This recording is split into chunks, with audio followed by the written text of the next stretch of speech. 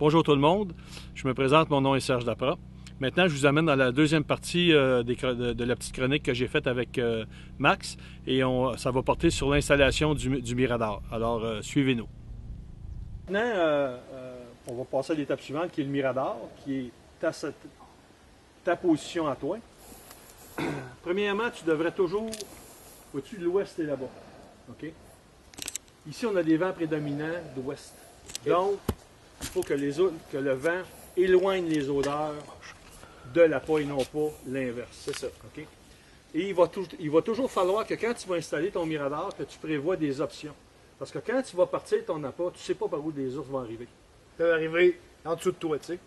Oui, c'est-à-dire que là, ils vont se faire des trails. Si tu regardes ici à côté, là, ouais, on le voit, là. Tu vois un trail. Ça, c'est la trail maîtresse. Un sentier. C'est ça, c'est un sentier. Alors, moi, ce que j'ai fait ici, c'est que j'ai fait l'appât, j'ai attendu que les sentiers s'établissent et j'ai positionné mon arbre, j'ai positionné mon Mirador en fonction des sentiers et en fonction des vents dominants. OK? Fait que si tu veux, on va aller voir le stand et on va regarder ça. Fait que là, tu nous disais que le vent dominant, ce qu'on veut, en fait, c'est qu'il éloigne notre odeur dans le sens contraire de la peau, c'est ça? Oui, exactement. Puis regarde, je pense que tu as une petite vaporette là, pour fumer. Là. Ah, ouais, ouais. Ouais, check ça. Il y a une petite brise là. Tu me disais que le vent, il les éloigne. Ouais, vois-tu le spot est là-bas, là?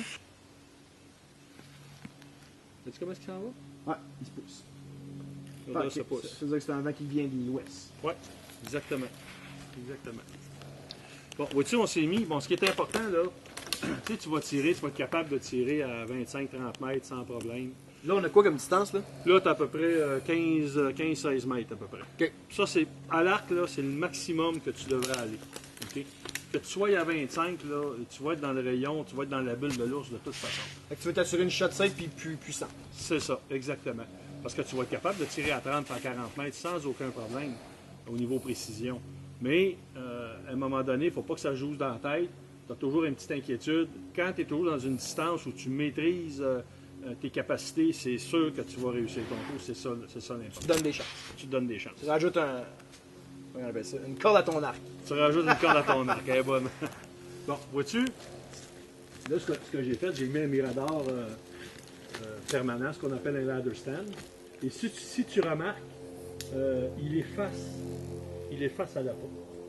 Non pas de côté. J'aurais pu le mettre de côté puis tirer comme ça. Mais je viens de m'éliminer des possibilités de tir. Je t'explique. Okay. Si je suis assis dans mon stand comme ça, j'ai 180 degrés que je suis capable de couvrir.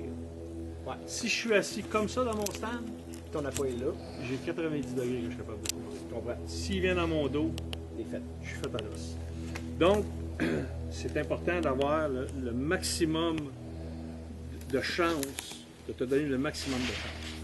L'autre critère, c'est qu'il faut que tu t'assures d'avoir un arbre qui est sain et en santé, au niveau sécurité. Oh, on a entendu les accidents du monde, les miradors qui tombent. Et tu t'assures que l'arbre est droit. Pour que quand tu vas être sur ton stand, tu vas être de niveau, tu vas être à plat, tu vas te sentir sécure, puis tu ne seras pas à penser, ouais, là, mon stand est comme ça ou il est comme ça, ben tu travailles, puis tu travailles en double, puis là, ça te rentre dans la tête, tu manques ton coup. Pas de casse-tête, tout pour avoir 100% de concentration sur la shot. Que tu utilises ce qu'on appelle un climb-on, un stand que tu vas monter avec des screws, tu vas installer un portable tree stand ou un ladder stand comme ça. Peu importe le stand que tu vas installer, tu t'assures d'être de niveau, d'avoir un arbre de niveau le plus possible, un arbre qui est capable de te donner du couvert. Puis vois-tu, si tu regardes ici en arrière, là, il y a beaucoup de couverts. Là. Ta silhouette va être cachée. Masquée. Elle va être masquée. Si tu es dans un arbre, tu es dans du boulot, puis tu as un boulot qui est gros comme ça, écoute, tu vas avoir l'air d'une flashlight allumée en plein milieu de la nuit. Tu comprends? Donc, si tu respectes ça, ton gibier va être en confiance, toi tu vas être à l'aise, tu vas être en confiance, c'est 100% de réussite, c'est sûr. Là-dessus, mon ami, good luck.